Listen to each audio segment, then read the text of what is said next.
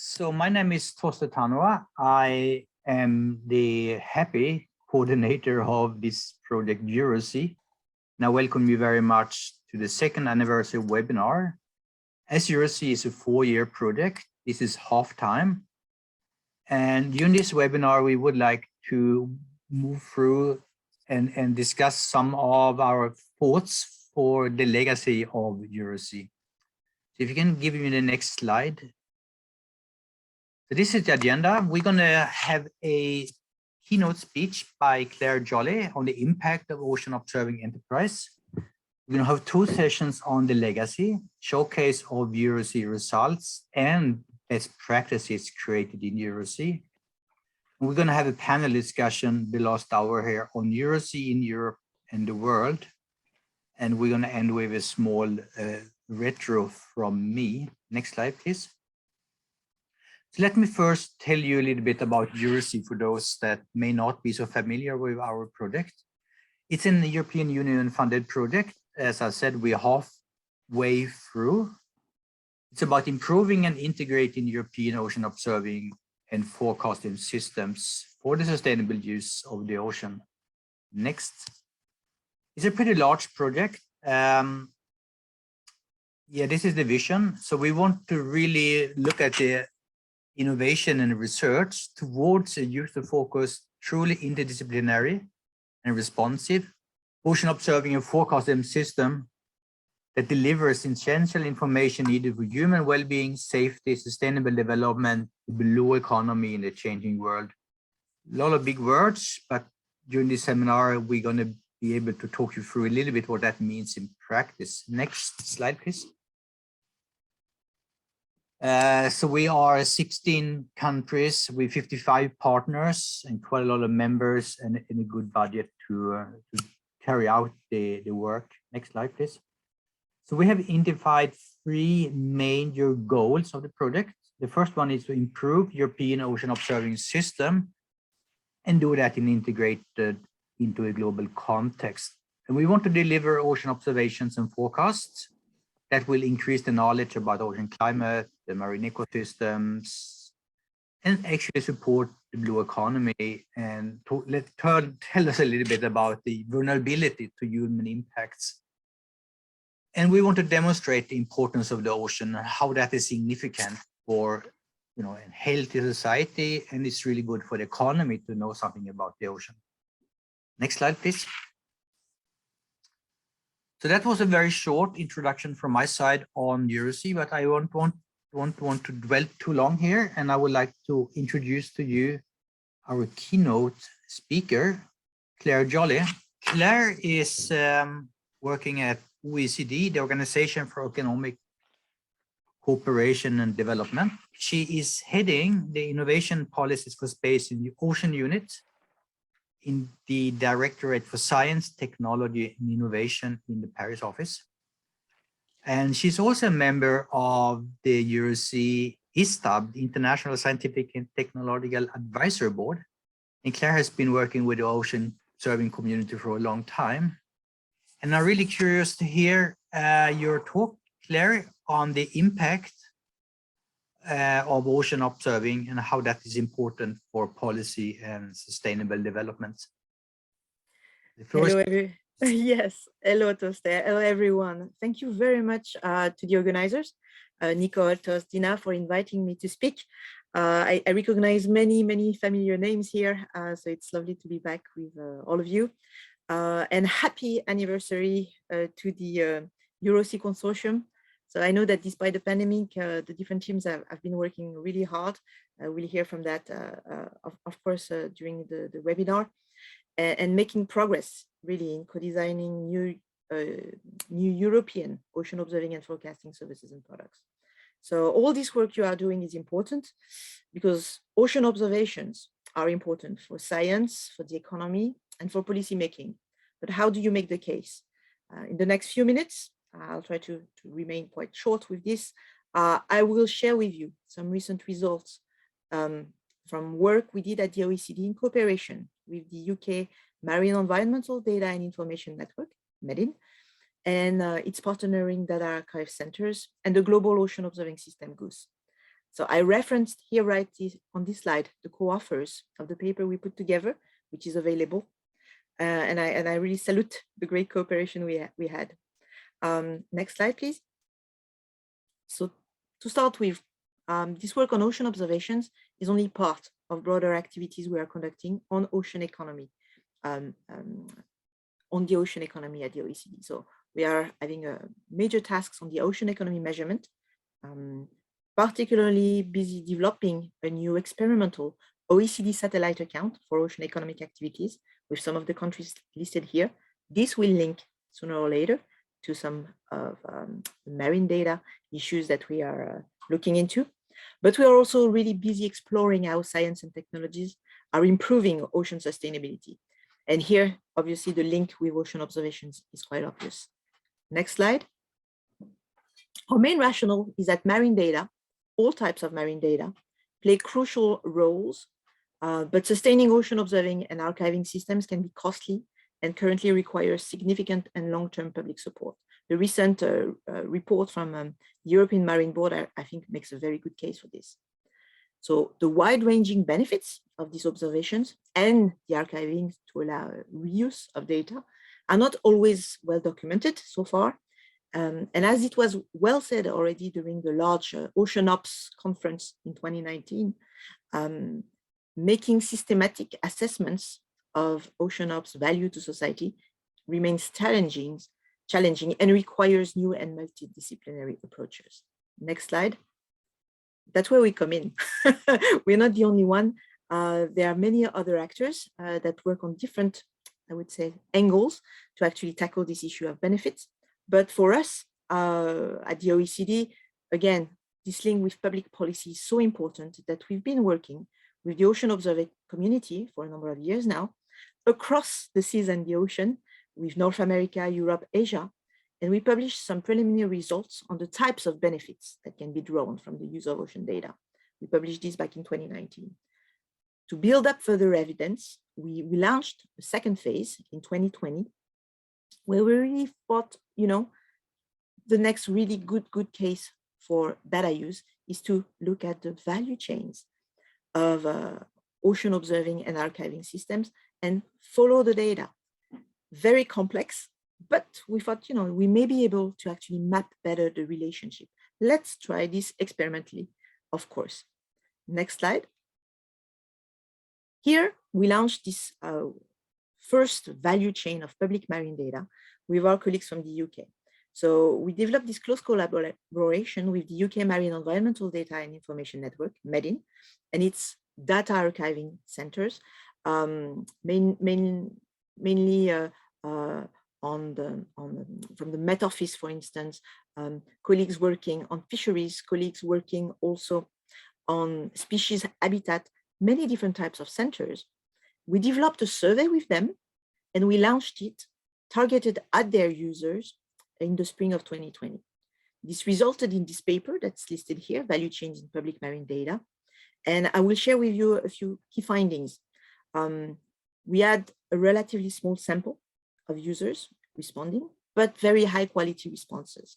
Our focus from the start was on data flows in the economy. And that's why I think it's going to be interesting here in terms of some of the lessons learned.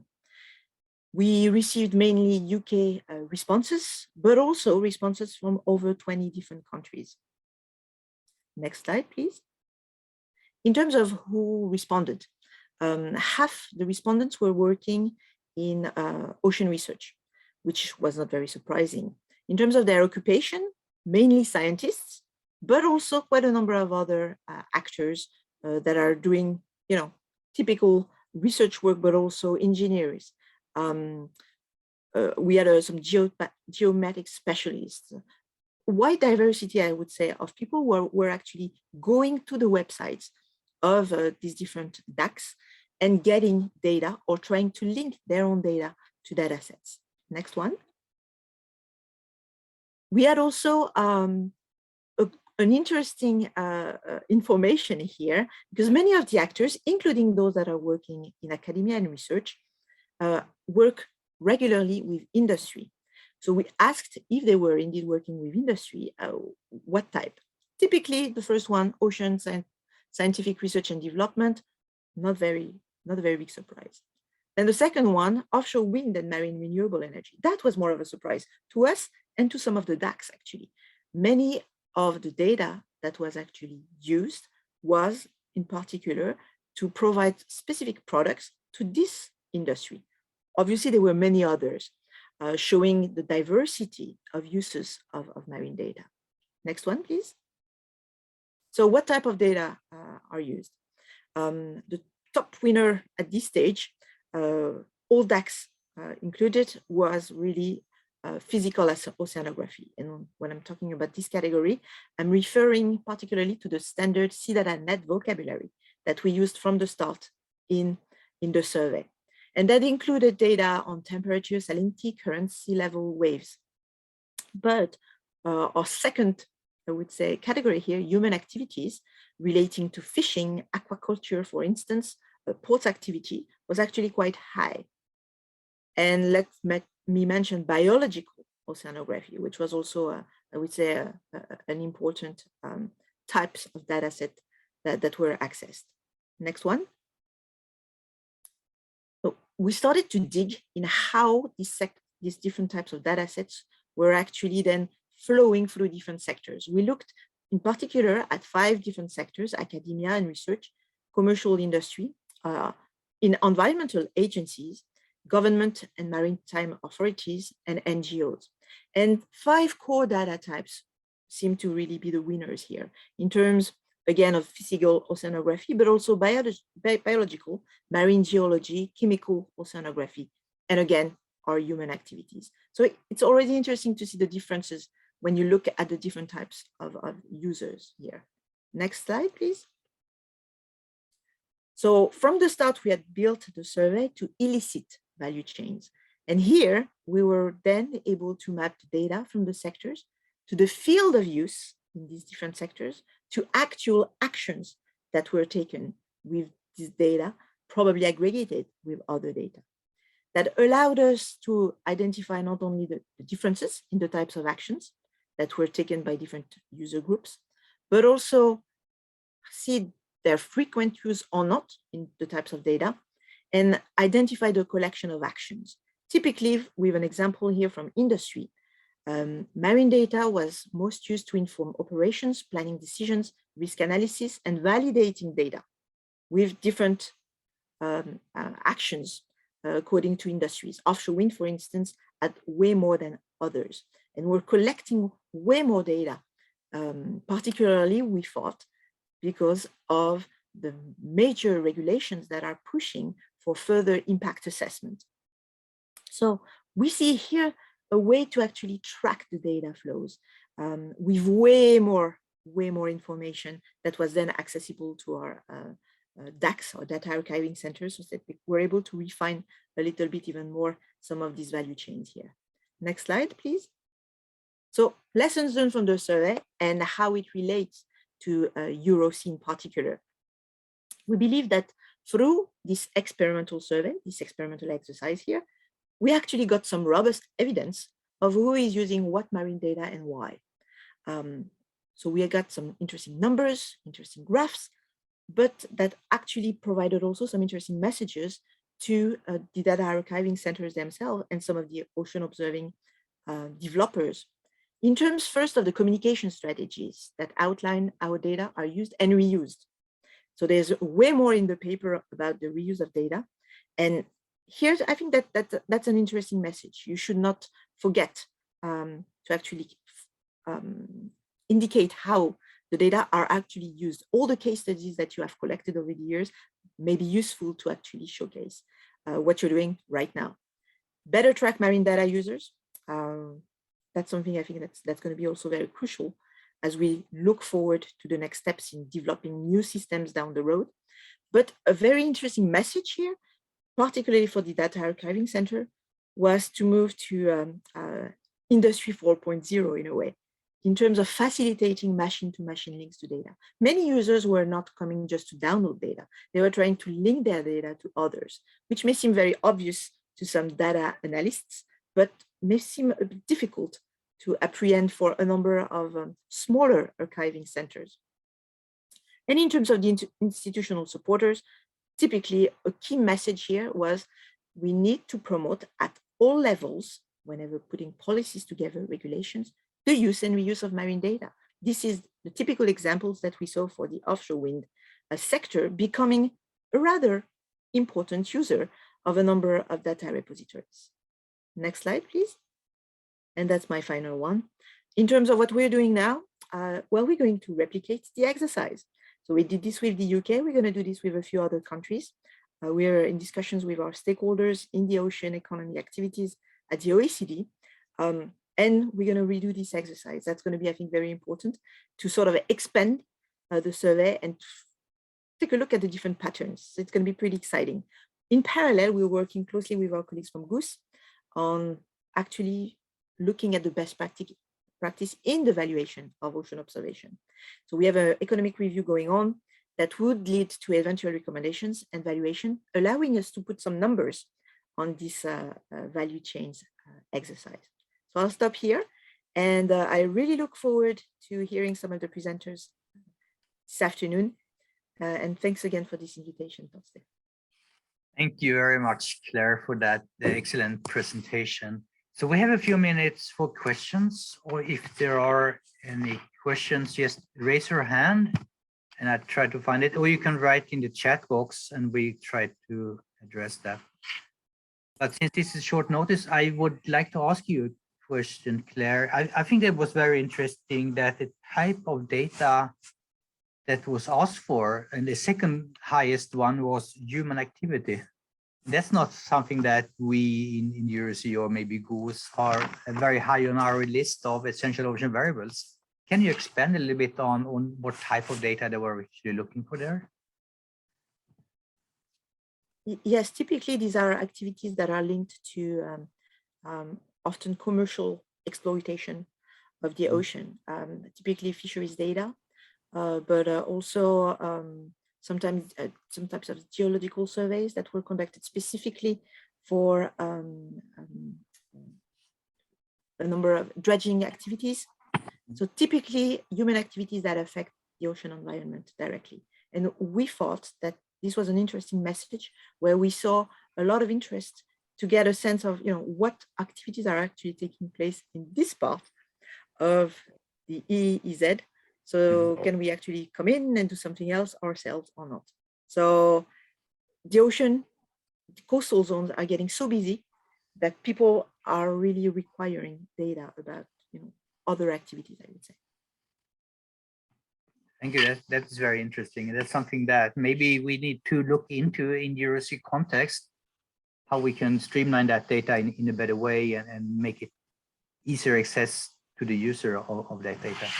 So thank you very much for that. I will move on now to the next speaker or next panel, actually. So the panel on planning legacy, and that's the first one here. It's about showcase of EuroSea results from 3 different main areas. And Kieran Riley from the Marine Institute in Ireland will moderate the session. So Kieran is an economic analyst at the Marine Institute in Galway in Ireland. And Kieran is leading EuroSea's Innovation and Stakeholder Committee and is a member of the consortium and a very active member. And as you see here, our first keynote speakers and our first moderator are both economists. So it says a little bit about the focus of our project. In addition to being a scientific project, we are innovation. So Kieran, the floor is yours and you can take it on from here. Please go ahead. Thanks, 𝗪𝗏. Yeah, so as 𝗪𝗏 mentioned, I'm responsible for the exploitation task in EuroSea, and I'll be moderating this session on showcasing the EuroSea results. So I'll just present a few slides here to give a background and a context to the session, and also to introduce the presenters and some of the excellent presentations that they've prepared for us today. So the next slide, please. Yeah, so just again, as 𝗪𝗏 mentioned, the EuroSea is an innovation action project, which means that creating a lasting impact is an important aim of the project. So innovation here refers to the creation of new or improved products, services, or processes, or essentially the results of the project that provide tangible benefits to end users or to the wider society in general when they're used. So impact here also refers to the benefits or the value derived from the innovative results that are developed within EuroSea. So it's essentially the transformative effect of the results on either specific users or in wider society. And demonstrating this impact is an important challenge for EuroSea. Next slide, please. So there's a number of measures to maximize impact that are taking place within EuroSea, and this includes the co-development of the EuroSea results. And this is key to ensuring that the results meet the real needs of users. This involves the continuous engagement with the key stakeholders and users in the development of the EuroSea results. And we'll see some good concrete practical examples of this in our presentations in this session here. Next slide, please. So other measures to maximize impact include dissemination and exploitation, and these are again the terms that are used by the European Commission. So dissemination is the public disclosure of the results by any appropriate means. And this is one of the aims of what we're trying to do today, is to disseminate and showcase the results that have been achieved in the project so far to a wider audience than those that are involved directly in the project. Exploitation here refers to the use of the results both during and beyond the project period, and this could be for commercialization purposes, for use in further research, and to inform public policy. So then next slide, please. So finally, just to introduce the presenters across the three main EuroSea teams. So for the Ocean Health team, we have 𝗪𝗖𝗪𝗧𝗪𝗏 from IOC UNESCO and 𝗍𝗟𝗏𝗧 from 𝗪𝗏 𝗪𝗏. For the Operational Services team, presenting will be Angela Hibbert from NOC and Mike Dobson from Arup. And for the climate indicators, we'll have Sabrina Speisch from ENS and Nico Lange from GEOMAR. So how it'll work is we'll show that the presenters have provided us with the recordings of their presentations and videos. So we'll show the first two for each team, and then we'll have a short question and answer session afterwards. So if you have any questions for our presenters, if you could please put them in the chat box, that would be great. Unfortunately, Lavinia isn't here today to answer questions, but if you have any questions, then we can send them on to her. And we've quite a tight session, so apologies in advance if we don't get a chance to answer your question, but we should have time for one or two questions for each of the presenters afterwards. So at that, I'll hand it over to Micah to play the first two presentations. Hi, I'm going to very quickly go through mapping the observing network and what we've done so far. As part of the Pegasus and Future Earth project, the Biology and Ecosystems panel ran a global survey led by Aaron Sathaway. She found 203 active long-term monitoring programs that monitored at least one EOV from microbes to mangrove in the global ocean. Her paper was recently published at the end of last month. I built on this and found 260 programs within Europe alone, so we've really significantly increased the number of programs we've found. These programs were run in 36 different countries, and of which 18 of them were considered regional programs, so they're run by more than one country. So very briefly, at the moment I'm running a macroalgal workshop, which is why I'm not at the webinar. So looking specifically into macroalgae and what we've learned so far just from this, 95% of the programs are national and 5% are considered regional. 81% of them use some form of standard operating procedure or best practice, and 20% did not respond. An overwhelming 62% said that they're doing this monitoring as part of a national, EU, or regional requirement. 23% said that it was for purely scientific reasons, and 15% did not respond. So as part of the workshop yesterday, Ward Appletons ran a survey to look at data and who's doing what with this. So 82% of the monitoring is done through visual surveys, 27% through underwater imaging, 18% use remote sensing, and the same for eDNA. Interestingly, 65% said that their data is not in a public domain, and 35% of them said yes. So when we delve into this a little bit further, you see 67% said that they're not required to put their data in a public domain, and 33% said that they are. So for some of the reasons as to why their data is not standardized, so it's difficult to do it, it's too time consuming, but actually the most common reason is because they want to publish their research paper first and then make the data available. Some also said that their boss or their government does not allow their data to be published in a public domain. So where is the data archived? 50% said that it's in an institutional repository, followed by a national repository. 20% said that it's in 𝗬𝗏𝗰𝗀. Scarily, 20% said that it's in their personal desktop only, and 10% in their personal cloud. So about 30% of the respondents actually just keep their data with them on their personal computer. Number 10% at Pangaea, 15% at GBIF, 5% at EMOTnet and ISIS, and 5% have no idea where their data is. So what are the conditions of the use of their data? 47% said their data is restricted, so permission is required for each use. 29% said that it's actually truly in the public domain, and the others are split within a mixture of the two. The data following any international standards, 47% said that they do not know, and 41% said there are no standards. And 58% said that their datasets have no DOI, whilst 32% said that they do have a DOI, and just over 10% do not know.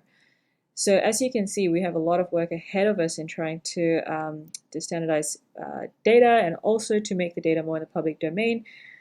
But if you have any questions, please feel free to contact me. My email is right here. Thank you. Hello, everyone. I'm Inger Grace from UNRWA and from Xylem, and I'm here to tell you about the Ocean Health Demonstrator in EuroSea, where we're looking at predicting extreme marine events. So in the aquaculture industry today, there are a number of challenges with extreme events causing issues on site. It could be anything from temperature, heat waves, where resulting in oxygen drops, and again, potentially resulting in mass mortality. It could be algae. It's also safety of personnel, where personnel are in an exposed site and where operations can be dangerous. And what we're working on in the Ocean Health Demonstrator, together with the Marine Institute, CSIC, and with our end users and stakeholders, 𝗪𝗍 and Avramar, is to deploy both an observational system and a prediction systems for these extreme events. So our plan is to deploy, beginning of the year, a data buoy in Ireland and one in Spain, and stream data from these two sites to the national databases and to CMEMS Insight TAC, among others. We'll visualize, of course, this data locally and potentially also through other sites in EuroSea or beyond. And then we'll tackle developing a machine learning algorithm by using and training the algorithm with the real-time data from these two sites. And hopefully then end up at the early warning system that they can utilize for extreme marine events. The desired results really is to improve the fish health, improve and lower mortality rates, also improving the fish conversion or feed conversion ratio for fish food, and then ultimately also the safety of personnel on site. So I look forward to tackling these issues, and thanks for listening. Okay, so thanks to 𝗪𝗏 and Inger for the presentations. We have time now for maybe, I know 𝗪𝗏 isn't here, but a quick one quick question for Inger, if anybody has one. Yeah, sorry, if there's no questions, Inger, I just ask a quick one. I know you mentioned the desired results there, and also the algorithm for that you'd be working on. But what would you think would be the main impact of the result?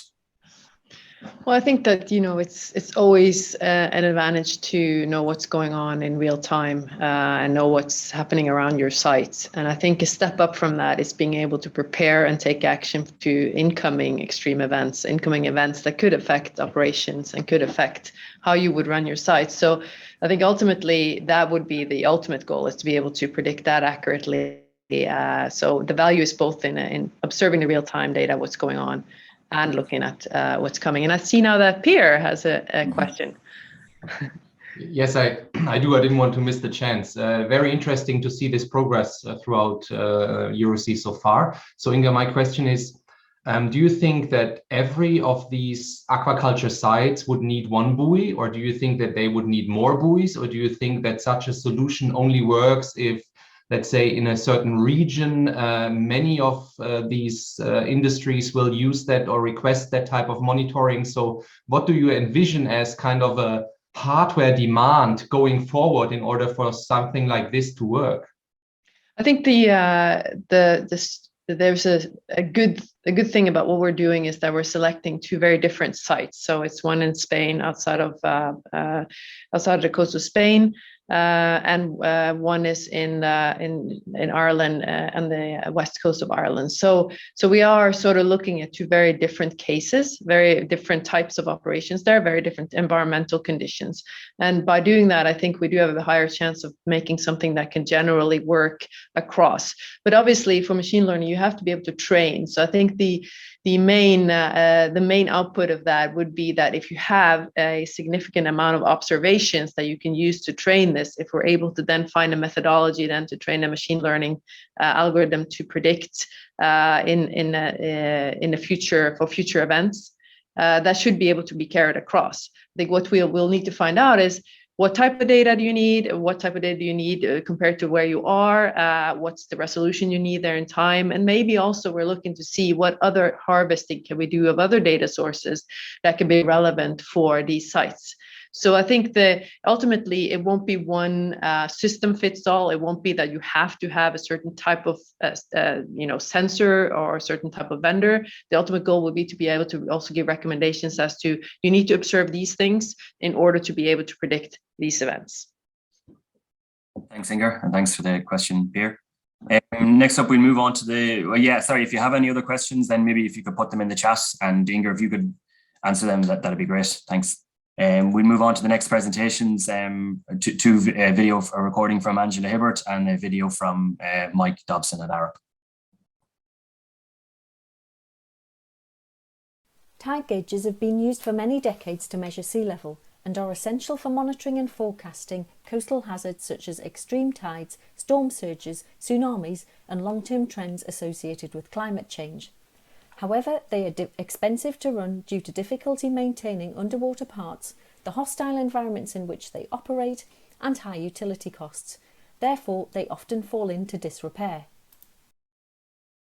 Most tide gauge records, such as those shown on the left, show evidence of rising sea levels, but some records, such as those shown on the right, are clearly affected by land movement. We therefore need tide gauge systems that offer low-cost resilient monitoring, but which will also measure sea level and vertical land motion simultaneously.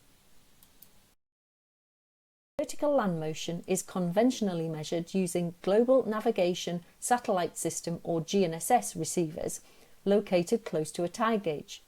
But we still need to monitor the difference in land motion between the GNSS receiver and the tide gauge, which is labour intensive.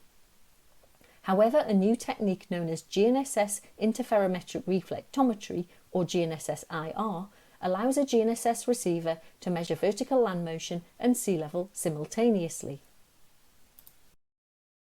At EuroSea, we are developing tide gauge solutions to address both of these problems, coupling radar sea level sensors for higher frequency sampling of events like tsunamis with GNSS receivers for monitoring long-term changes in land motion and mean sea level.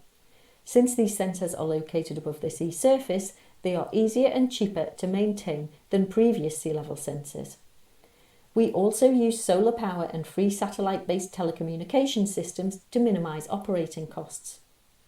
We can customise our systems with sensors to monitor other parameters such as lightning strikes and wave action.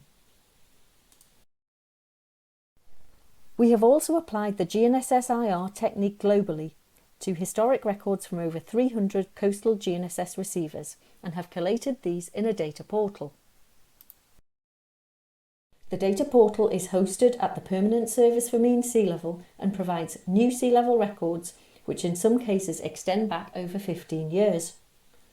Through this work, we aim to improve tide gauge resilience, provide better information to policymakers, and extend the global repository of sea level data.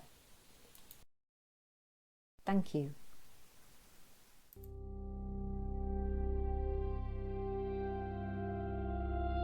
So sea levels are rising essentially because of climate change. Communities have always settled on the coasts. Sea level rise is creating a whole new set of extremes that they just haven't had to deal with either in their lifetimes or perhaps even in the lifetime of those communities. I'm Mike Dobson, I'm an associate. My specialism is flood risk management. We've been working for many years to look at the flood risk in Hull from a number of sources, not just from sea levels and from the estuary.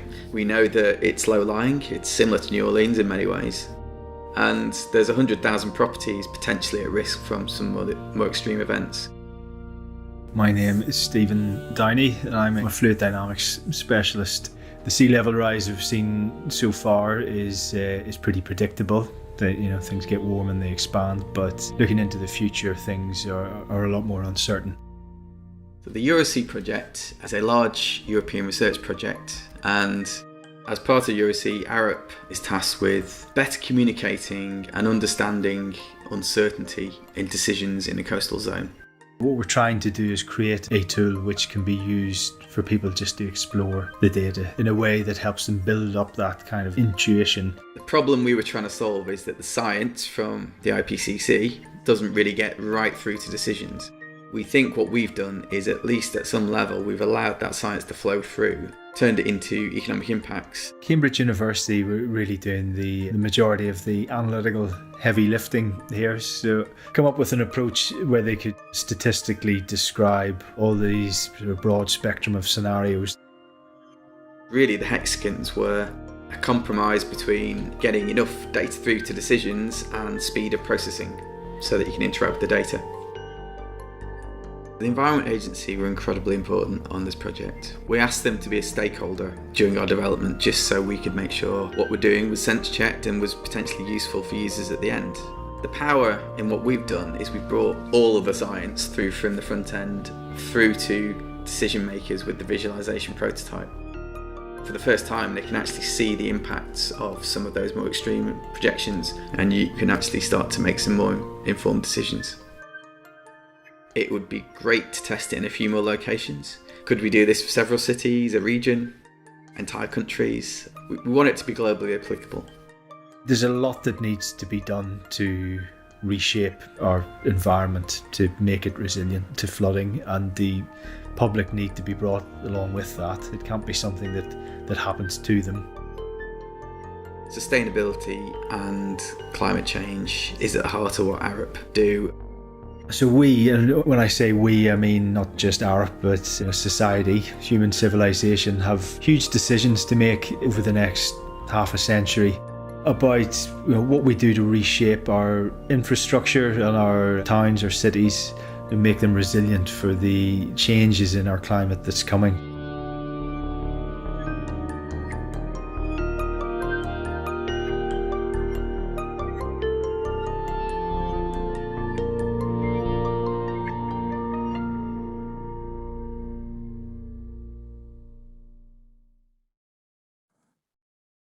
So yeah, thanks a lot to Angela and Mike for those great presentations there and the video.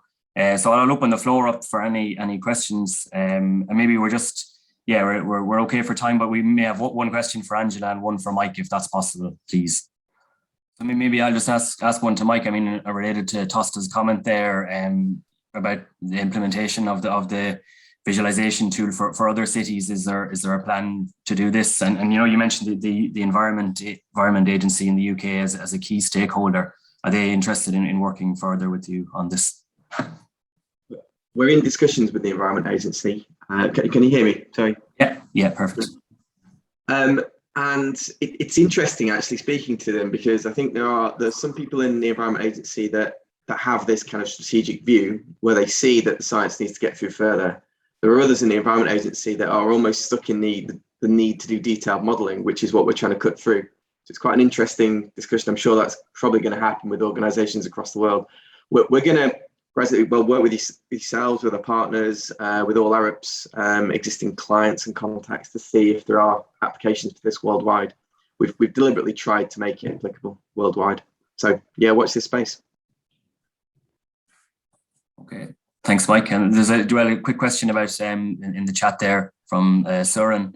Are you collaborating with the people who did this project for Flensburg, which is a city in North Germany?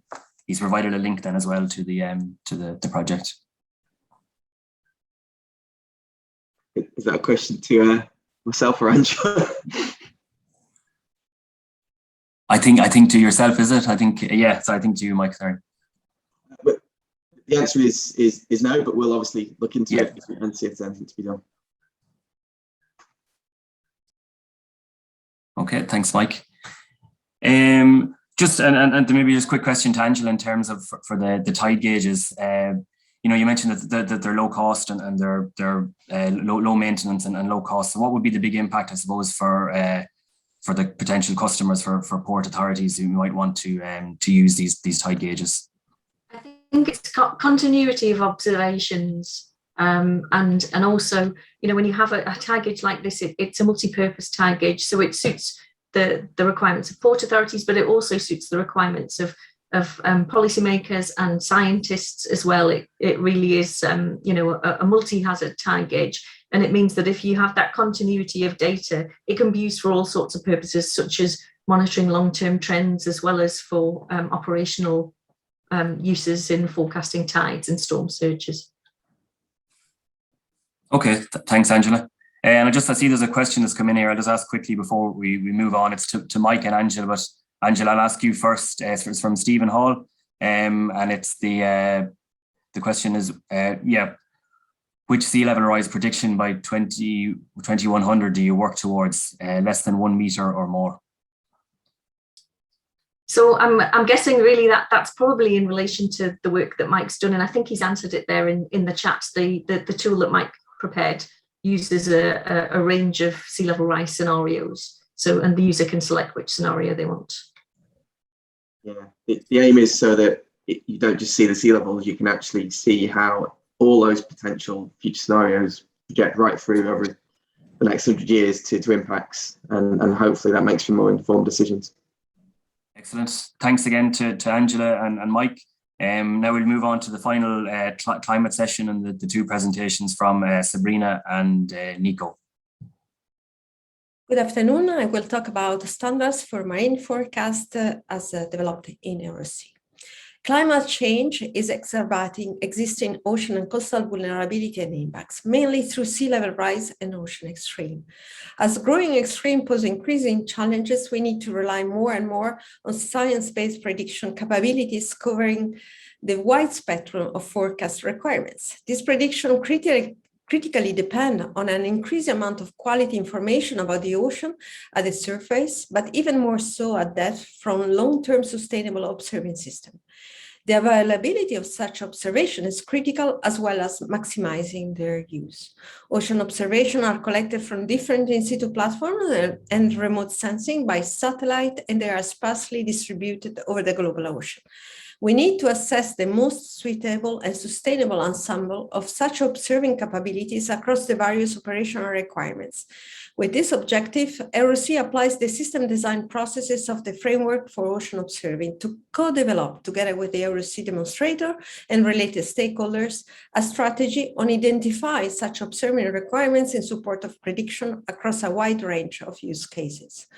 The work focuses on integrating such requirements in terms of essential ocean variables and indicators, analyzing the gaps of existing system and possible upgrade, as well as carrying out system design studies at both global and regional scale, and even at more local scale, e.g. island cities, harbors, marine protected areas. As legacy, EuroSea will deliver guidance to improve existing elements and to implement new ocean observing component using various techniques, including observing system simulation experiment and data assimilation to optimally merge observation from different in situ platforms and satellite, with models to provide not only more skillful prediction, but fit for purpose information for a wide range of societal requirements and user than what it is currently available. Thank you very much. Hi everybody, my name is Nico Lange. I'm a PhD student involved in the EuroSea project, and more particularly in the Global Ocean Data Analysis project, in short GLODAP. So here a quick presentation of what GLODAP actually is. In one sentence, it is a quality controlled, consistent and fair data product of surface to bottom biogeochemical profiles. Originally, it has been developed to provide inorganic carbon ocean data to scientists in order to enable the calculation of the interior ocean anthropogenic carbon storage. Therefore, we collect inorganic carbon-relevant data from hydrographic cruise surveys, make these data intercomparable, and eventually freely available in the form of a synthesized product. In its newest update, 𝗨𝗏 now includes data from 989 cruises with more than 1.3 million water samples. Further, a set of 12 core variables undergo extensive quality control with systematic evaluation of bias, a process which is actually extremely time-consuming in preparation and decision-making, including regular gatherings of BGC experts analyzing the quality control results. But eventually, this very work is what makes 𝗨𝗏 the most internally consistent ocean BGC data out there, and helps to achieve a precision and accuracy of BGC data needed in order to fulfill the SDG, minimize and address the impacts of ocean acidification. Besides being a very important reference product for climate-related studies, 𝗨𝗏 is also used for QC of sensor data and model development and evaluation. Yearly updates further ensure that even the most recent data is part of this product, and being cited in more than 800 peer-reviewed articles nicely demonstrates its success. Last but not least, I would like to finish off with a quick demonstration of the digital Earth viewer for the 𝗨𝗏 data, as which you can see here for all temperature samples in 𝗨𝗏, allows to view the data in full 3D and see the development in time, all the way from 1972 till 2019. And with this, thank you very much for your attention. So thanks again, Sabrina and Nico. And so Sabrina and Nico are here now to answer any questions that you may have. So please ask, either raise your hand or in the chat box. Maybe I can step in then, Kieran, and have a question. Thanks, Tosta, yeah. So Nick, what do you see as the major challenge to keep a product like 𝗨𝗏 going on in the future, and what are the next couple of big challenges to improve 𝗨𝗏? So I think the biggest challenge is to actually obtain sustained funding. So now we're kind of dependent on project-wise funding, so that in the long term we are independent of that. That is, I think, a major step forward. And in the near future, we're actually looking at the release of 𝗨𝗏 version 3. So not only an update, but actually a full new version release, where all cruises again get new quality control. And we also look towards a better extraction and ingestion system for this version 3, so that for the data generators, it is easier to incorporate the data into 𝗨𝗏, and for data users, it is easier to obtain the data provided by 𝗨𝗏. I think this is the near-term most exciting development we're looking forward now.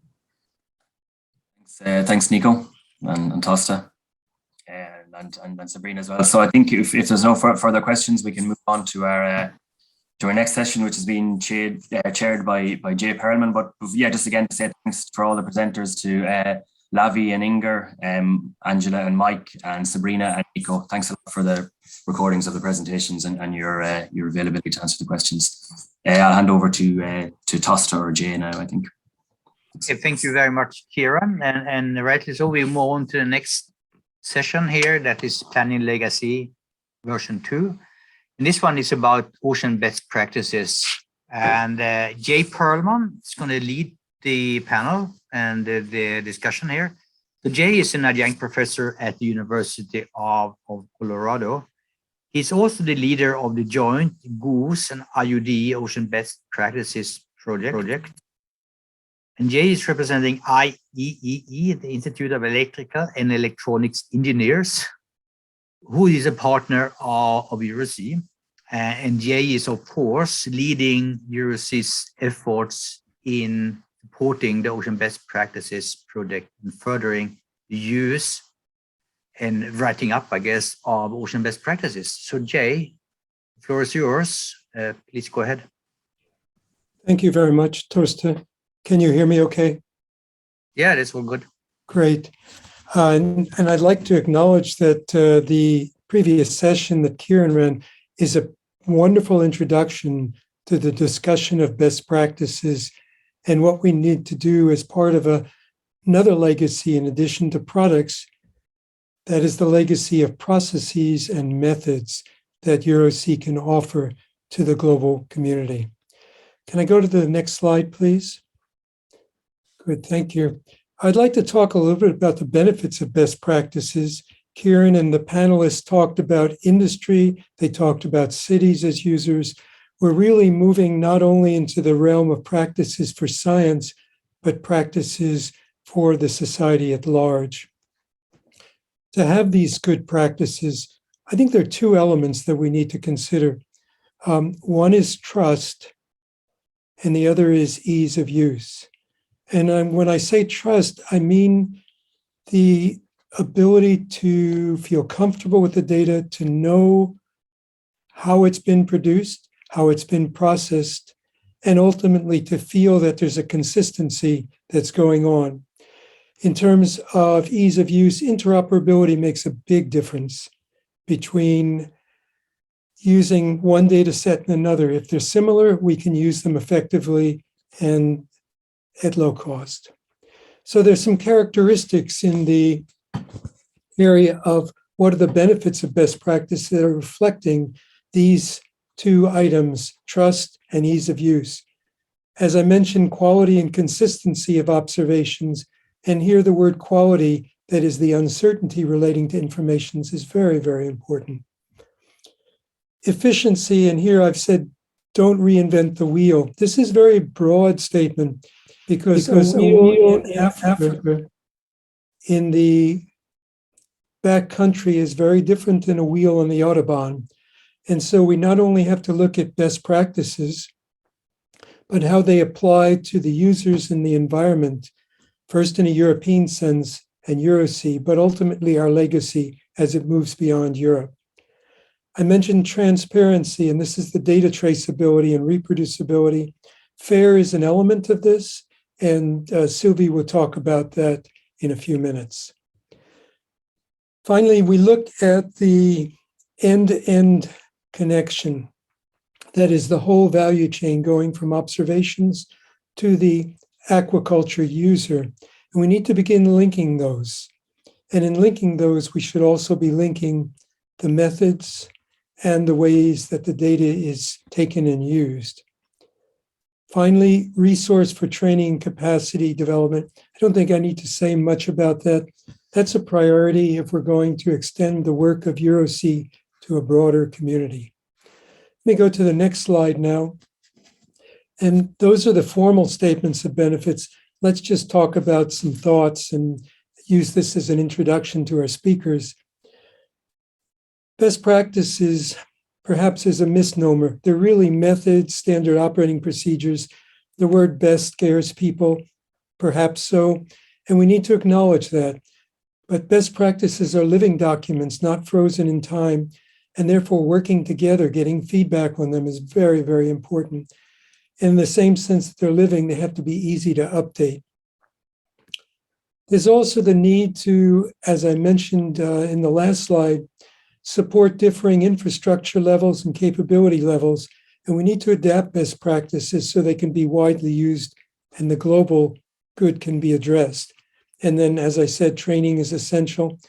And finally, there's been a comment in the Ocean Best Practice System, which is a wonderful home for best practices, that you folks have too many best practices, and I don't know which one to choose. So we've begun the question and the process of doing endorsement of particular practices by expert panels. And you should keep that in mind as we go through the discussions coming up. Finally, I just wanted to introduce our panel members. Can we go to the next slide? Best practices come in many, many different levels of maturity. 𝗪𝗖𝗢𝗠𝗏 from 𝗔𝗓𝗏 will talk about the data management exchange and quality working groups of EuroGUs.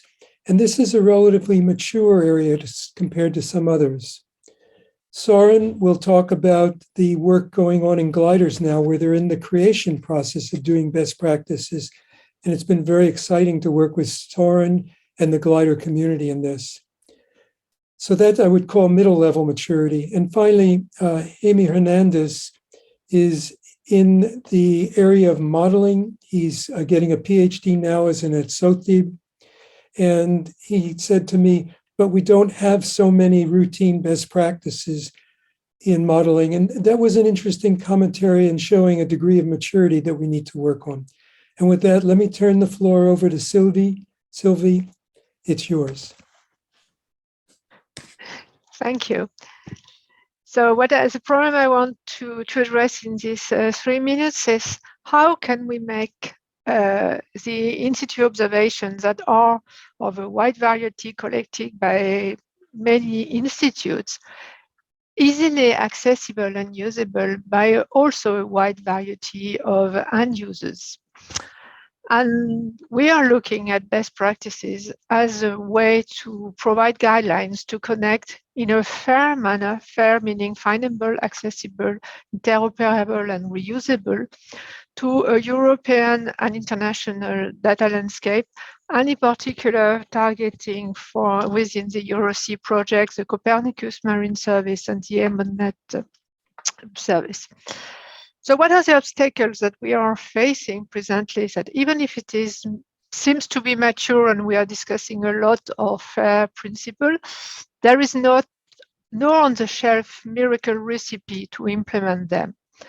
So we are facing presently the problem that best practices are developing in parallel with implementation at the different data centers level. And in that aspect, it's important that we are working also on training to facilitate uptake of this recommendation on fair principles to the data centers so that they can improve the interface and the services they are providing to the community. Next, please. And also what is important is that Europe is part of the global picture, which means that the agreement, we can't develop a European vision of implementation of fair principle. We have to be in connection with the international level, just because we are sharing the same ocean. And when for some of the application, we are sharing the same data. But often the networks that we are working with at European scale are the European contribution to an international network at GOOS and the Ocean Coordination Panel, so we need to coordinate. We don't want also to reinvent the wheel, which means that we have to connect with other groups that are doing the similar activity, like, and I was sitting in the research data alliances, because in the case of common standards on data interoperability, we have this group that is working closely with us. And also we have to link with the 𝗎𝗏𝗏𝗏, the best practice program, in order to advance jointly. So next.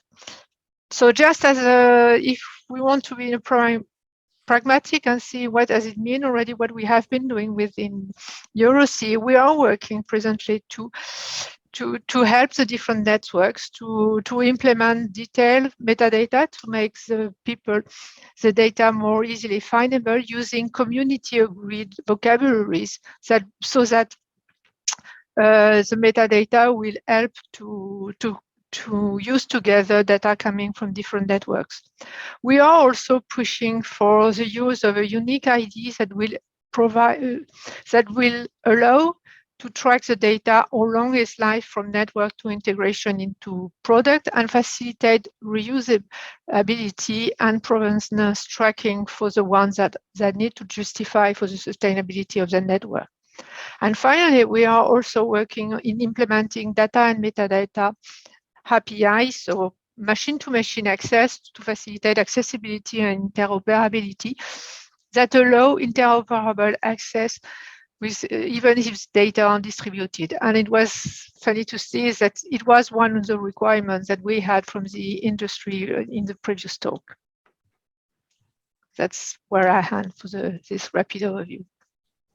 Thank you very much, Sylvie. Some very important points, and we'll hold questions until the end of this session. So I'd like to turn next to Søren. Søren, would you like to talk about your work on gliders?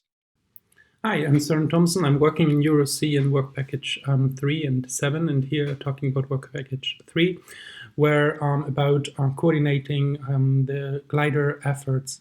And here today I was asked to talk about interoperability.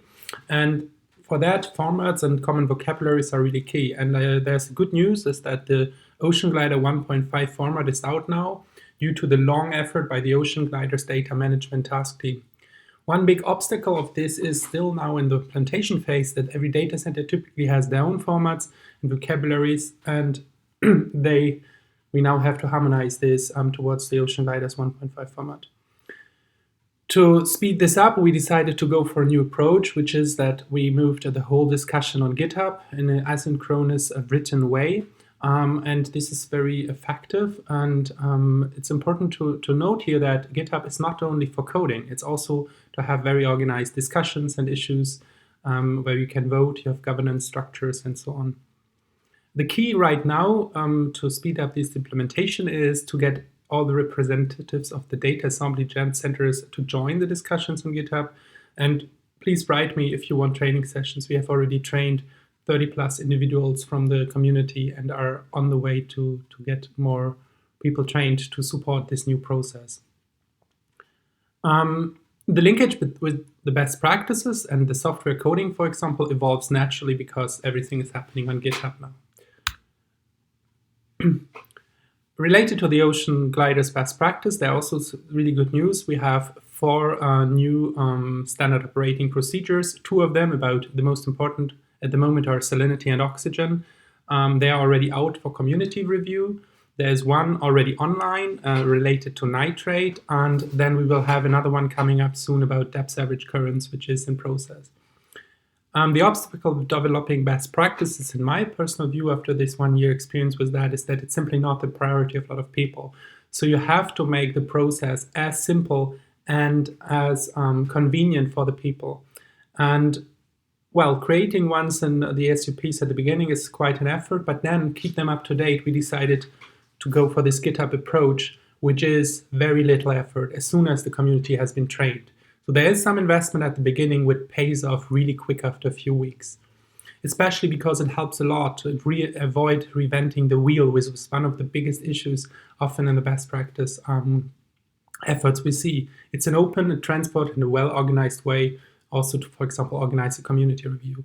And all that does not depend on meetings or emails, which is very important because I have the impression that we often just block most of our time in organizing synchronous meetings or writing out of emails. So then a lot of information gets lost and is not available for the whole community.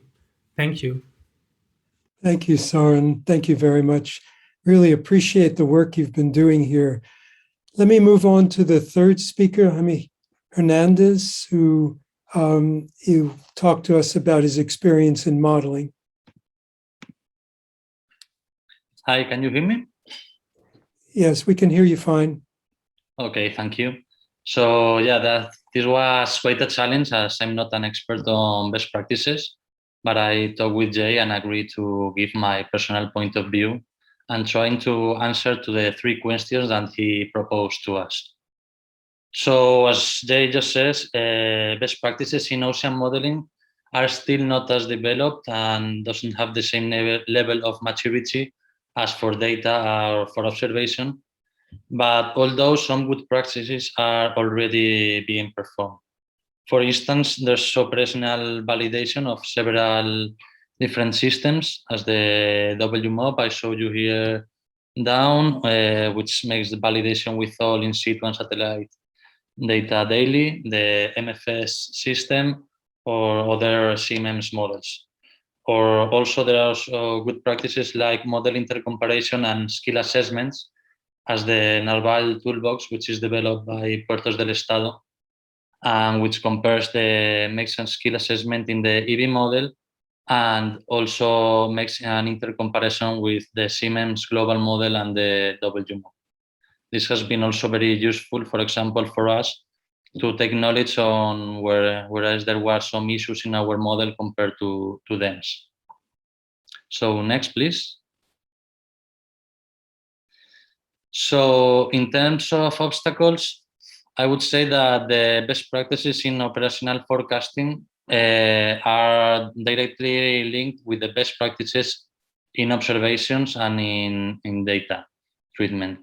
So we are in the next level of the chain, and we have to learn from them. And it's, I think, a back and forth chat between the communities.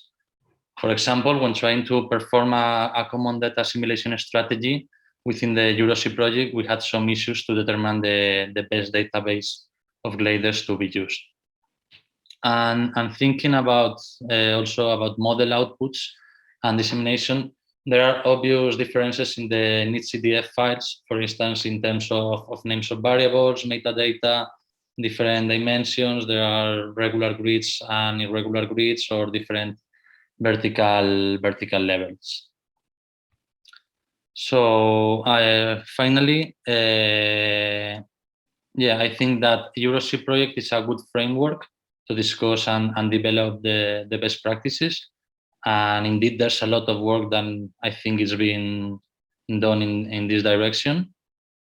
So there are obviously indicators in some which are being developed in some work packages. There's also different validations using EOVs, and there's also some model intercomparations.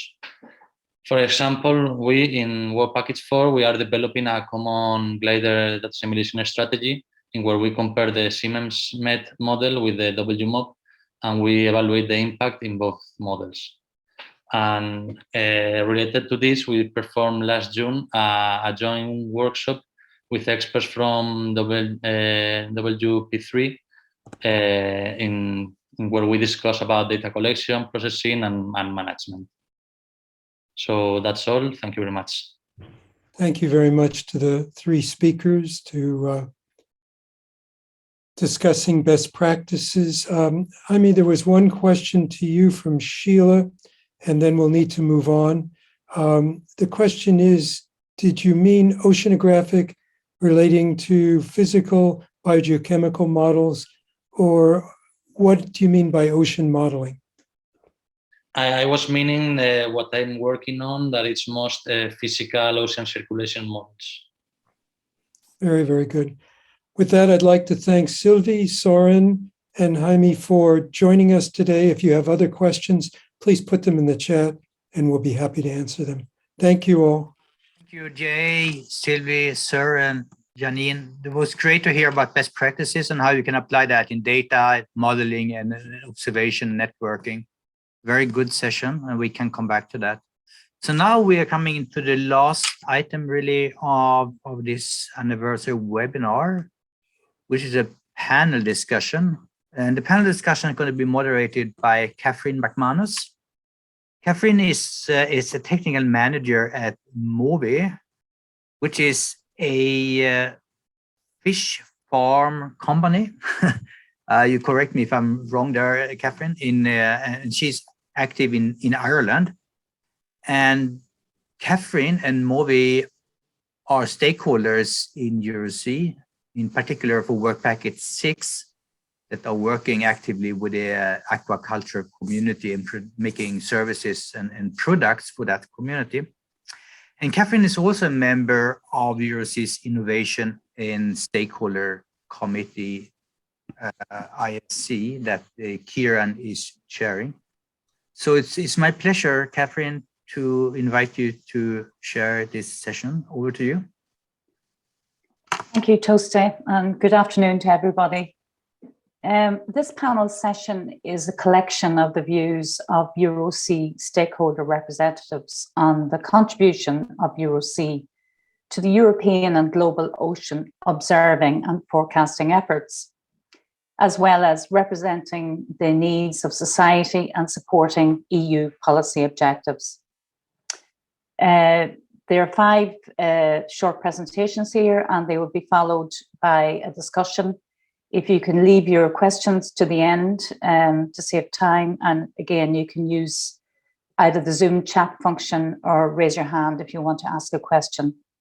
So first we have Dr. 𝗏𝗏 𝗏𝗏 again, from GMR, who's the EuroSea coordinator, who will give the main messages on science needs. 𝗏𝗏, I think it's over to you. Thank you, Catherine. I'm sorry for taking so much airtime here. We unfortunately had a recall from Nadia Painardi, who was going to be on this panel earlier today. So I agreed to step in. And the reason I do that is because EuroSea, together with a cluster of projects, just published a policy brief. So the overarching objective of EuroSea is something that more scientists and projects can sign up to. So we use that tool of a Horizon results to form a cluster. It's a cluster of 10 funded projects, and the cluster is called Nourishing the Blue Economy and Sharing Ocean Knowledge. And in order to amplify some key messages from the ocean science community to our stakeholders and policymakers. So I recommend that you go to our website, 𝗪𝗔.eu, and download that policy brief. I have it here. Maybe you can see it, I don't know. It looks like this. Oh, it's hard to see when it disappears. But now, briefly, I will go through the five major recommendations that came out from that policy brief. It's a very short time, 3 minutes, so I will try to go fast here. So number one of the 5 recommendations is to create a European policy framework for scientific ocean observations long-term funding. So there is a need to better coordinate and support ocean observing and information delivery across Europe and indeed across the world. Continued observations are essential for improved understanding of the ocean. So this needs to be considered as research infrastructure. This requires more sustainable and adequate funding in order to sustain the blue economy. So far, the usage of research funding to drive the ocean observing system has created renewable uncertainties and limited resources for new research activities. It's also important to unify policies across EU member states concerning permission to execute sustained ocean observing activities in the economic exclusive zones of other member states. The current situation is poorly suited for current requirements and technological capabilities. Okay, that's the first one. The second one is to increase the support and professionalization of the next generation of blue staff. The blue economy and the digital transformation requires new skills and competencies. So we need to have a career path for blue skill developed to sustain what we are talking about here. The third point is that we need to transform data into knowledge by investing in IT as the Internet of Things of technology. So we really need to adapt and embrace new and emerging technologies, fully utilize the large amounts of cross and interdisciplinary data. By doing that, we will increase the accessibility and knowledge of ocean information. So the third recommendation in the policy brief is to define global standards and interoperability practices. And we just heard a session by Jay and others, how that is important. So it is necessary to promote the broad agreement and commitments to adopt standards and best practices in ocean observing value chain, which include the observations, the data management and data exchange, and indeed ocean modeling. And the fifth and last point I would like to take up here is strengthening citizen science or policy, equitable access, democratization, and critical data contributions. So by supporting citizen science initiatives, we are able to open up and democratize marine observational science in creating and co-creating a new type of self-driven, sustainable, and cost efficiency in the ocean observing enterprise. So that was a very short summary of that policy brief that I hope we can have a more targeted discussion on at some other time, but I want to announce that. So thank you for that time, Karen. Thank you, 𝗪𝗪. Next, we will hear from Stephen Hall, who's a fellow with the Institute of Marine Engineering, Science and Technology. And Steve will discuss recommendations for exploitation and sustained interfaces. Over to you, Stephen. Hey, thanks very much. Good to see you all. Hope you can hear me. Most industry actors do want to be good ocean citizens, despite sometimes the reputation industry has. But there's often uncertainty about which of their activities, their data sets, their technologies and their capabilities are of use to the wider community. And J. Perlman mentioned earlier, don't reinvent the wheel, and I think that is a very key message. Industry users tend to operate often outside of EEZs, and they're crossing between the territorial waters and the exclusive economic zones of member states and non-member states of the European Union.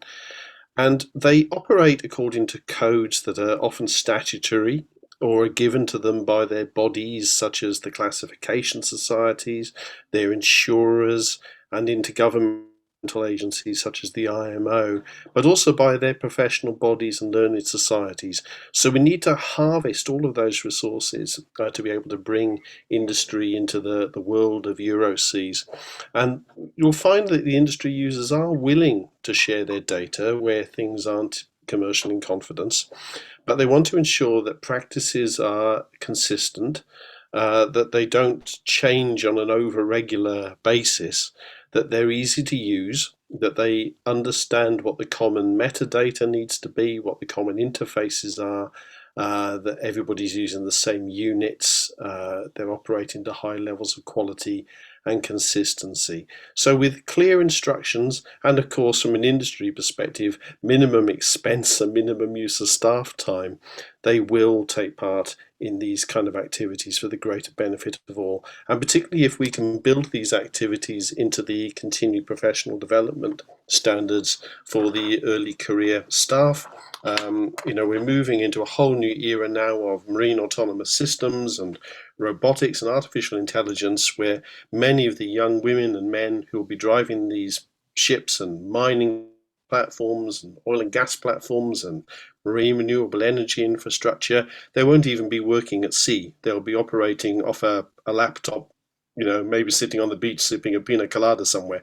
And we need to make sure that all of these people are operating in a manner that lets us use all of their data for the greater good. So I'll stop there. Thank you, Stephen.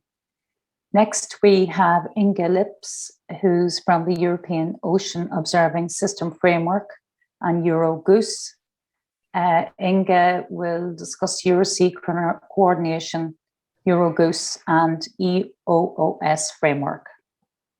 Thank you very much, Catherine. Yes, I would like to represent this large European ocean observing community that we have here today and also behind the scenes. So we know already that routine and sustained ocean observations and monitoring are central to improve our knowledge and understanding on the ocean. But at the same time, these are also essential to develop new products and services, what we need and what we already have used to use. So there are a lot of services that people are used to use in their everyday lives. We kind of take for granted the weather forecasts and more also different ocean forecasts. But if we think a little bit, then we can see that we are not in the same level if we are comparing the meteorology and oceanography in the sustainable point of view. So even hundreds of oceanographic observations are made available daily to support real-time applications and services in Europe. Several analyses still show us that these efforts are not sustainable. And this is very often because of short-term planning due to the prevailing funding scheme, because very often we have research-based funding for basic observations which are needed for different applications. And the transition from this research approach to a more operational system is really required to fulfill the needs and expectations of different user groups. So how can we achieve it? First, we need to reach to a common agreement on the collaborative efforts and contributions on different scales, not only from national or regional, but also pan-European scales. But this requires a good planning and coordination between communities and sectors and stakeholders. We have heard many times about the need for an integrated interdisciplinary ocean observing and forecasting system, which would be responsive to national needs, but should fulfill also all the policy requirements, EU policy requirements. But to reach the truly international interdisciplinary ocean observing system that delivers the essential information that we need for many purposes, probably a step change in coordination is needed, and also has been pointed out during last year. EuroSea is very ambitious in its aims and objectives, and it is expected to kind of consolidate the previous efforts, but also to engage and activate observing and stakeholder communities to facilitate better collaboration, co-development, coordination at different levels, from local governments, regional conventions, but also European Commission. The coordination of ocean observing efforts from the national level is very much needed for higher efficiency in using all the available resources that nations have. But from the European level, it's really relevant to facilitate the increased information sharing and collaboration between nations. If to look from the Eurogroups and the EU's point of view, we really support the EuroSea efforts to advocate and implement the transformation from platform-specific observations to multi-platform, integrated and thematic observations. But again, we know that very good coordination and sustainable resources are also crucial here. And one important aspect that I would like to highlight here is that we should align the coordination on the observing system on variables rather than on platforms or observing techniques to obtain the information that we need. So I will stop here and looking forward for the discussion. Thank you, Inga. Next, we have 𝗪𝗔𝗔𝗡𝗚 who's the European Commission Directorate General for Maritime Affairs and Fisheries. And she will just give a short few minutes on the European Green Deal, Blue Economy priorities, and ocean observation initiatives. So over to you, Andrea. Yes, thank you. Good afternoon, and thank you for the invitation. On the side of the, I would say, level of ambition for the European Union, we know all about the European Green Deal. And we have there, I would say, important targets that we need to achieve in the next period of time. Already was addressed previously, and we spoke about clean energy, we spoke about low emission food. We have all these and will be able to achieve all these only with appropriate knowledge. So from this perspective, it's extremely important ocean observation to have a base that will allow us to gather all this knowledge. If you look at the Sustainable Blue Economy that was issued at the end of May this year, it can be clearly seen that is ocean and it's knowledge-based. We have the level of ambition to reduce emissions by at least 50% in comparison with 2090 up to 2030, and to become climate neutral by 2050. What does it mean? Of course, that offshore renewable energy is going to play an important role, and it will have an important part on our electricity in 2050. But to be able to achieve this, again, we need to have all the knowledge on how we are going to place these wind farms in the most appropriate way, and what is the impact on the ocean in order to allow all these developments in a sustainable way. We have as well the level of ambition that it's set with biodiversity strategy. in terms of being able to protect at least 30% of our seas and 10% strictly fully protected. We have the level of ambition that is included in the action plan for zero pollution, but we need to be able to monitor all this pollution. Again, we have as well included and the ambition to make the fisheries more sustainable and to develop alternative sources of food and feed from the sea. New guidelines from aquaculture already issued, an initiative on algae, will contribute to these directions. These, of course, were only a few examples, but also it shows that in the field of the marine domain, we need to improve our knowledge on the ocean environment. We need to understand what is happening at the ocean level. We need to understand the effects of the climate change. We need to understand what is the potential of the ocean in terms of blue carbon sequestration, and all of this as the foundation of knowledge is observation will require ocean observation. At the level of the European Commission, we are currently working based on all the requests of the different stakeholders, but the needs that were identified to develop an initiative on ocean observation. Currently, at the level of each member state, there are, I would say, a wide variety of ocean observations that are made for multiple reasons. Some are collected under the request of the Commission, but some are collected to monitoring the obligations under the environmental legislation. Many are taking place to cover the monitoring needs of the public authorities, of the research, or the private organization. But what is happening is that, unfortunately, the majority of these observing efforts lack both transparency and collectiveness. So what we put in place is to develop an initiative which will allow to member states to be more efficient and effective in the process for planning and implementing the ocean observation. More collaboration, sharing the ocean observation infrastructure, developing of common standards, and identifying as well which data can be shared and which are the proprietary. For sure, it will be there will be great benefits for the more coordinated ocean observation, and hopefully we'll be able to give you more details at the beginning of 2022. We should not forget as well the progress that we achieved in our standard activities. And here I would like to mention the European Marine Observation and Data Network, which is probably one of the most important investments of DG Mare through the European Maritime and Fisheries Fund, and with a good reason, because open access to credible and harmonized in-situ marine data and observation are at the heart of our activities. From the point of view of DG Mare, the evolution of EMONET will be continued, because there are always improvements to be made and new goals to reach. So we focus in improving the quality and quantity of marine data openly available, a goal to which EuroSea can contribute as well.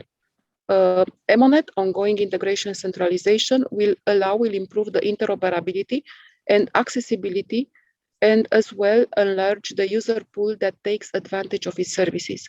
We aim to have a fully functional single access point before the end of 2022. EMONET, along with Copernicus Marine, is going as well to be the backbone of the European Digital Twin Ocean, which will be one of the two enablers of the mission Restore Our Oceans and Seas within Horizon Europe. But for this, my colleague Silvia probably will tell you more. Thank you. Thank you, Andrea.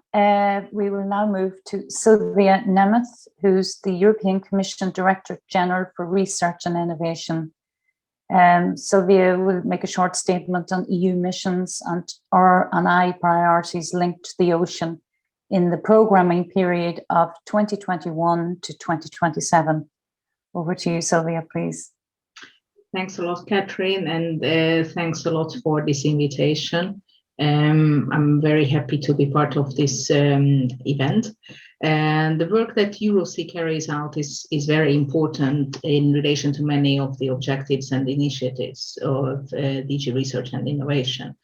We all know that we need healthy oceans, and yet they are under pressure like never before.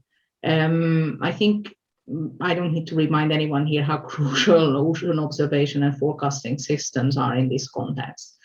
We are working hard to understand climate change, ocean ecosystems, and the interactions and how these affect our human activities. The European Commission is determined to address long-term environmental challenges. And Andrea already mentioned, of course, the Green Deal transitions, and research and innovation is an important enabler in this context.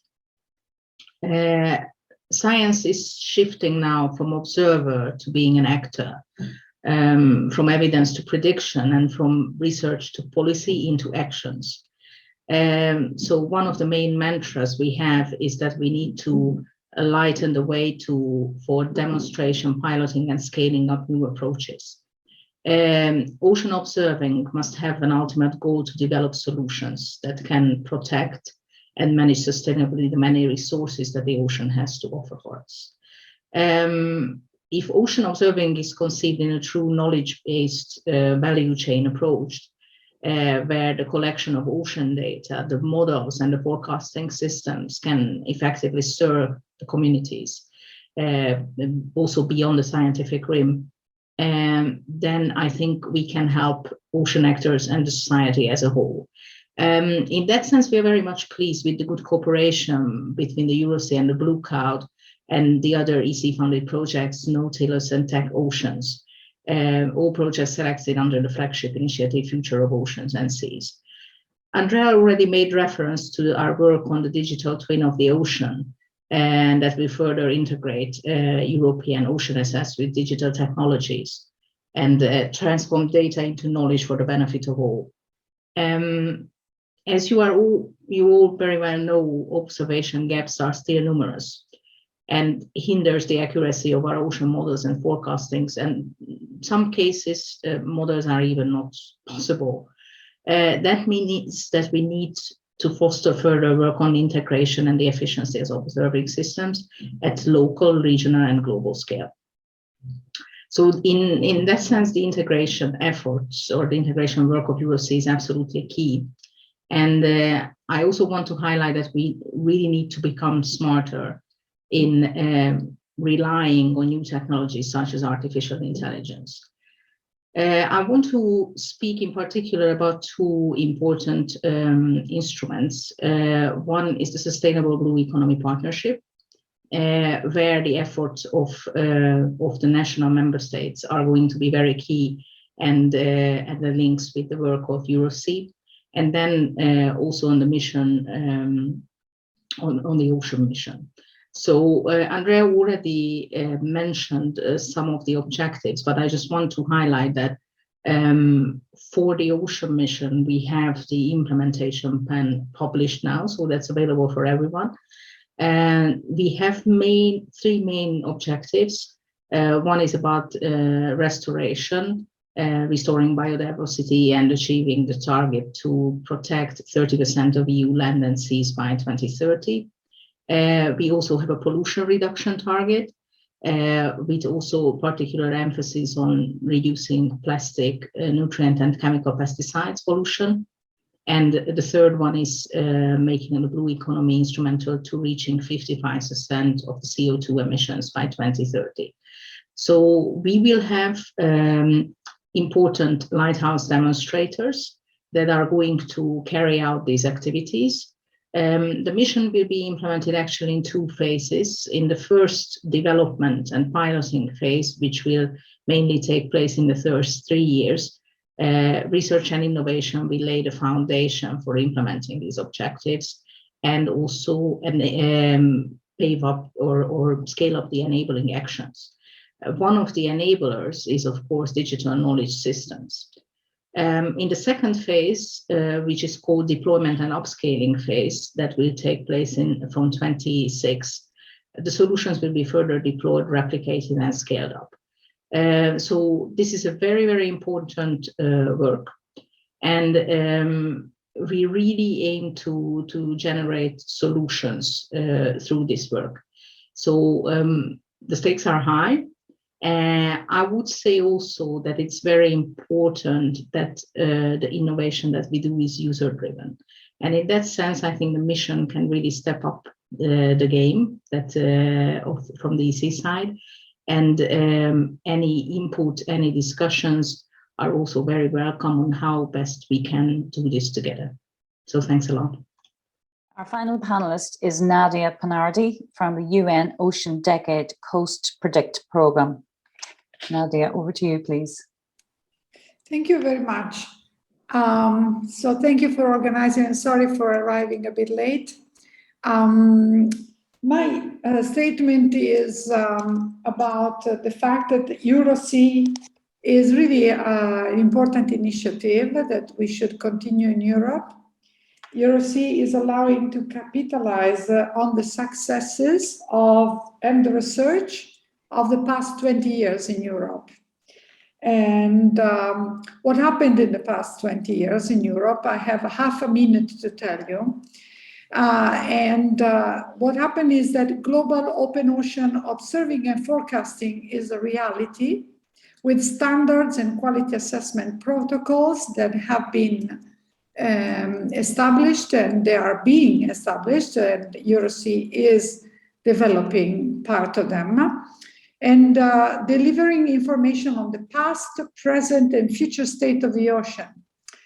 The operational oceanographic systems that started in the 90s have reached maturity, and we have, as we have heard, 𝗍𝗏𝗏𝗏 for in situ data and data-derived products, and Copernicus, delivering forecasts and models of extraordinary accuracy. So in conclusion, I think that it is clear that actions such as EuroSea that bring together all the research stakeholders into developing further such a complex ecosystem of services are really needed. So I really hope we will find a way to continue in the future. Thank you very much. Thank you, Nadia. And now we just open up the discussion to the community out there. Again, if you want to put your hand up or enter your questions into chat, we'll try to accommodate these now. We have a question here in the chat function. I think it's from Søren Thompson. The question is, I heard that we need a single access point for marine data, but should we not increase interoperability of data centers? I don't know who'd like to take that one. Probably is coming from what I said about 𝗍𝗏𝗏𝗏𝗏. So what I mentioned is that we aim to have a fully functional single access point before the end of 2022. But again, we are working in the same time to improve the interoperability and accessibility, and to enlarge the user pool that takes advantage of the services of 𝗍𝗏𝗏𝗏𝗏. Okay, I hope that answers your question, Søren. Anybody else? Any questions, observations? Perhaps maybe I might pass it over to you, Tósta, to conclude the discussion and give us any updates on upcoming EuroSea events. No, I was actually going to continue the debate here, and I'll pose some questions to my colleagues. Okay. I think we still have a few minutes to go, and well, thank you all for the input. And I heard from Sylvia several times about solutions, ocean solutions in both the missions and generally in the blue economy. And as Nadia pointed out, EuroSea is representing something that we have learned over many decades in terms of understanding the ocean and using tools to observe the ocean, putting that into data management system and modeling and making products. But we are still very much working as a scientific community driven by short-term projects, which is different from the way the meteorological community are doing, where a lot of the resources is on that sustained operational structure because we really like our weather forecast. How can the European Commission work together over DGs and WIM nations to move the ocean observing and forecasting enterprise, if you like, towards more of a sustained mode of operation in comparison to the mostly research-driven mode of operation that we have today. So it's for you, Sylvia, and for Andrea.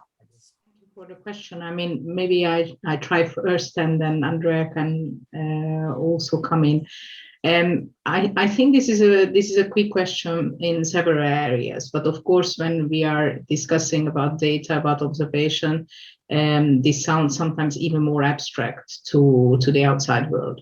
So I agree with you that it's not obvious to test what are the user needs.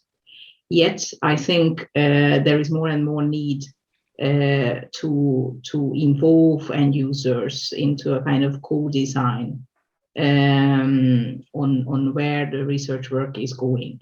I think in the mission, for example, we are trying to do a very important effort in engaging with citizens.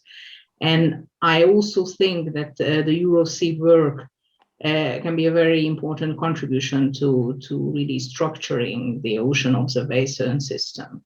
And also to find out ways on how to identify better the needs of the users in terms of research and priorities. The process, I think we can always discuss. The question that is needed is I think, all agreed by everyone. Thank you, Sylvia. I can complement, and in fact, is linked to the work that we are currently doing for the development of the initiative on ocean observation. When we carried the public consultation, one of the remarks that was done and one of the point that came, what exactly this, that in most cases, there is not, I would say, a long-term planning, and not from this perspective, I would say, an appropriated funding that allows to have, I would say, a sustainable vision.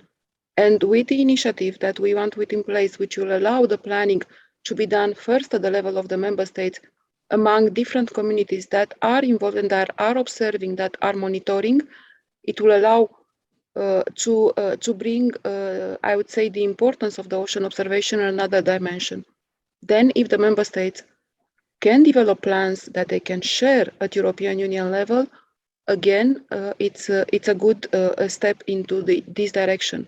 So, with what we want to develop, I think that the importance of the ocean observation can be brought at a level at which more sustainable funding also can be considered for the community.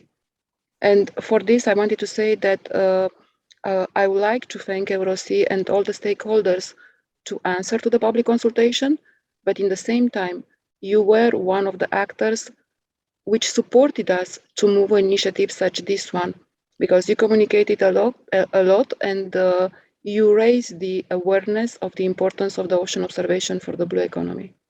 There's a question here for Steve Hall. With the stronger engagement with industry in ocean observing for societal services, how do you see the evolution of the governance, and what is needed for sustained governance structures? Okay, it's a good question, Dina. Of course, with industry, again, it depends which waters they're actually operating in. Are we purely talking about within European EEZs, or are we talking about, European registered ships or companies operating in international waters? Because obviously there's quite a lot of different regulatory rules depending where the operation is taking place.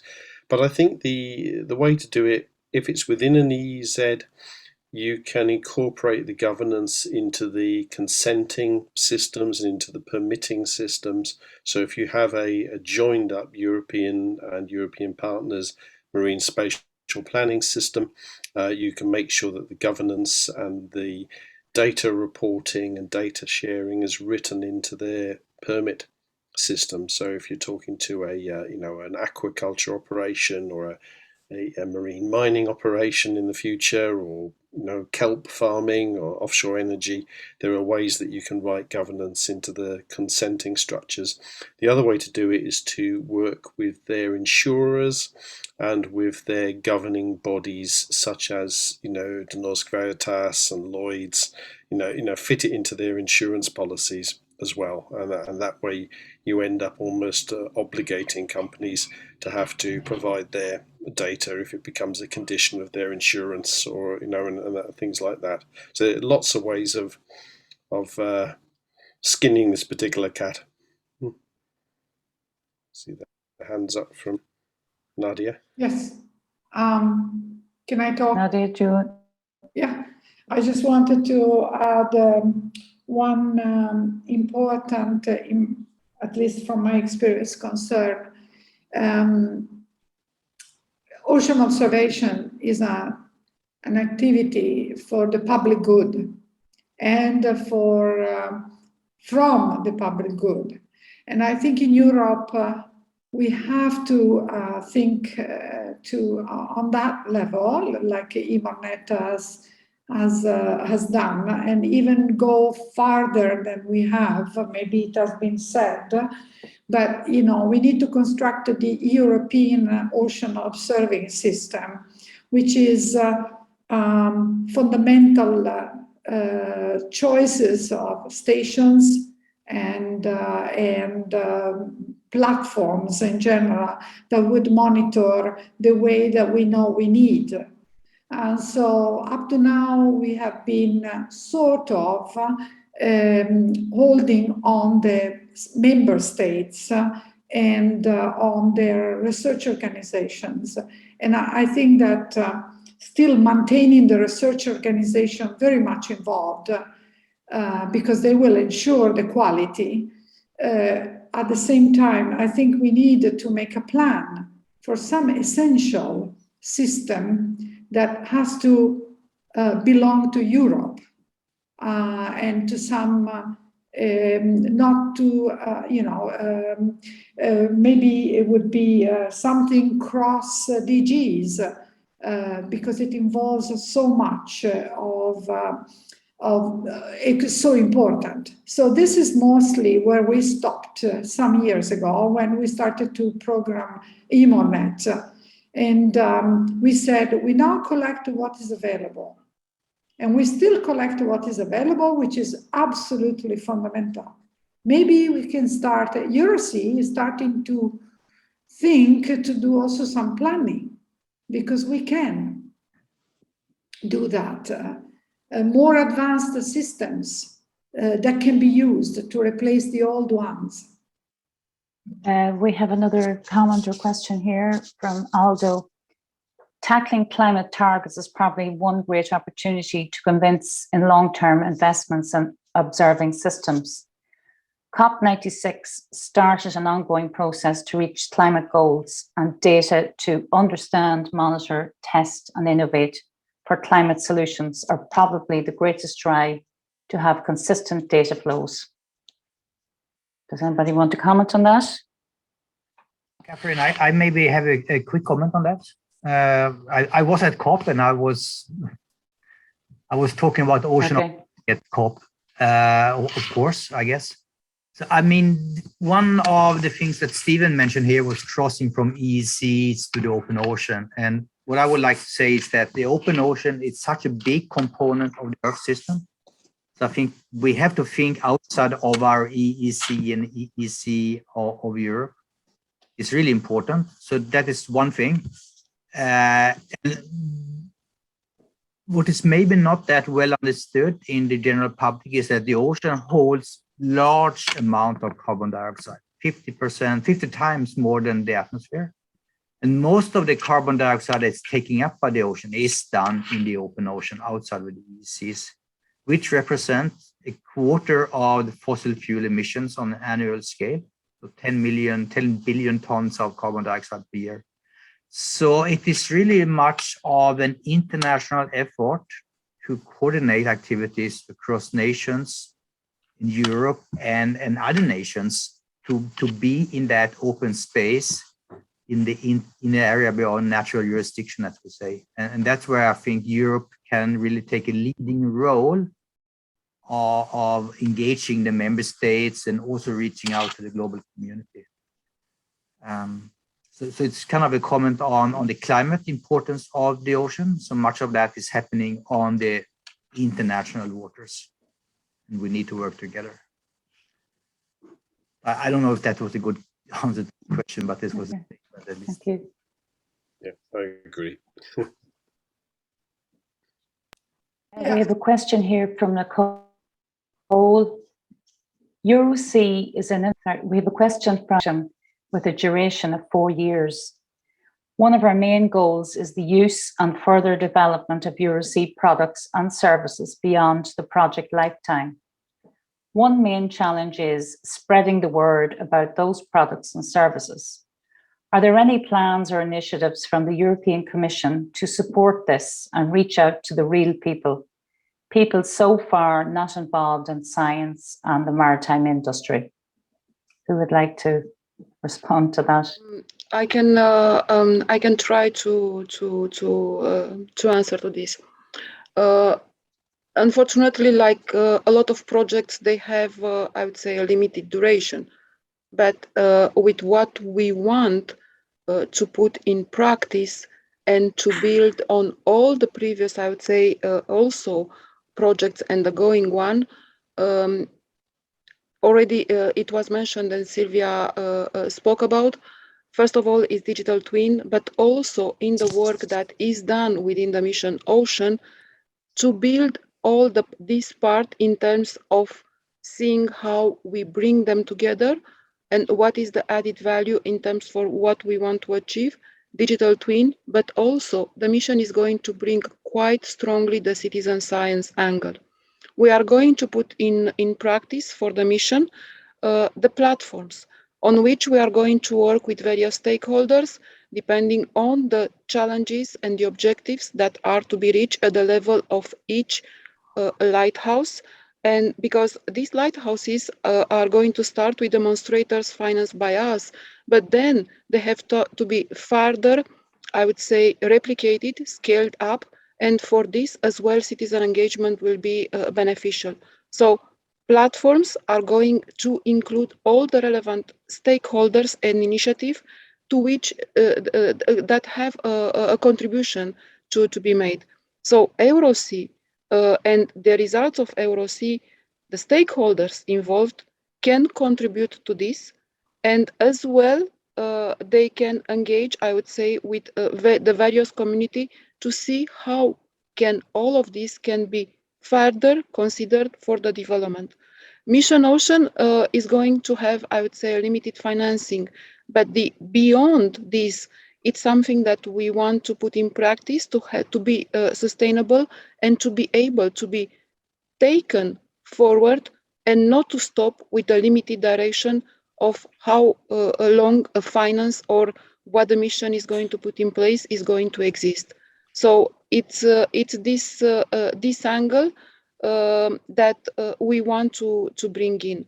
This is a little bit a sad reality because we have a lot of good projects, but we need to see how we can integrate their good results when the projects are ending. Thank you much, Andrea, and all of the panelists. I now take over because we are running down to the, well, to past, which is the end of our session. So with that, Catherine, you had a little bit of Slack connection, it seemed like, so that I take the, I will close the panel and thank all of you very much. And if I can get some slides, I will just say a few final words. So Mike, if you can show the slides here, I would just alert you to some of the developments that are going to happen in EuroSea. Yeah, so we move forward in the slides here, so I can remember. So this is the policy brief I just talked about. So please go to our website and download it. Next slide, please. On our website, we are publishing all our deliverables there. They're all public. And here are just the very course, my favorite kind of pick of 3 or 4 deliverables during the last year. So we heard about the map of European bio-eco observing networks. You can find that on the website. We didn't hear about the high-frequency radar efforts to create a network working along best practices with a common governance structure. A plan for that is also available at our website. Next slide, please. And you saw Mike Dobson's beautiful video of the sea level tool that he actually now produced. This is the sketch that was, in that deliverable. You see that is a whiteboard sketch, but it turned out to be a really nice tool. And I think this is the kind of products we really would like to see develop more. A beautiful product. Thank you, Mike. Next slide, please. So there are some upcoming events here for EuroSea. We're going to have a technology foresight workshop organized by EOS in EuroSea, I think, in January. There will be Blue Cloud Hackathon, again, working very closely together with our partner sister projects. We're going to have our annual meeting in early May. We hope still that there will be an in-person meeting. We're working on that.